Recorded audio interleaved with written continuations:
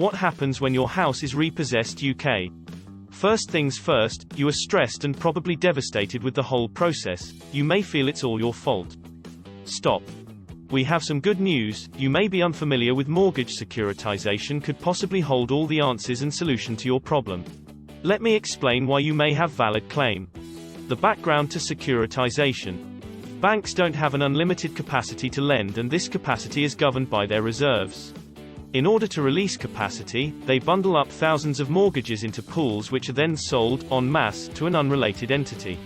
This allows them to bolster their reserves and removes the liability from their balance sheet, allowing further loans to be made. Most transactions of this nature raise billions of pounds. Regulations require them to retain at least 5% of the transaction and, believe it or not, purchase of the less well-performing bonds is actually an asset on the books, so a liability becomes an asset by sleight of hand. This is all perfectly legal and above board. However, certain statutory and regulatory requirements have to be met.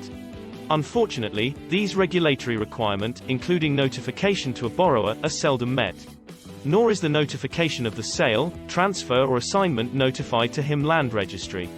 These breaches open up an avenue for redress for the borrower who continues paying their lender despite their contract with that lender having been satisfied.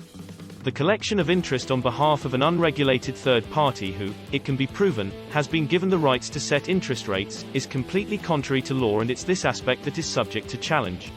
At a bare minimum, the redress should be based on all interest payments made since the date of securitization plus, where granted by the courts, should also have statutory interest added annually up to a maximum of 8% PA.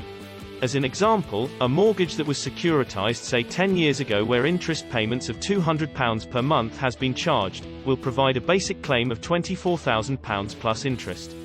We are presently working with a top Manchester Chambers who will represent every single validated client whose claim exceeds £20,000 as a minimum, subject to satisfactory litigation funding and 8 insurance.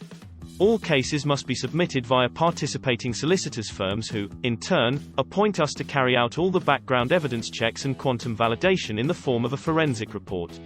All solicitors' clients will enter into no-win no-fee agreements with their solicitors and chambers, and no costs are charged to a claimant until they win. The clients will never have to enter into funding agreements, so there is no risk whatsoever. Out of any damages awarded, it is expected that the client will only be liable for the 8 insurance premium and any interest on the funding. The barristers believe there should be no further costs to the successful claimant, as all additional costs should be awarded against the defendant. Please ring Ian on 07764 226449 for more info.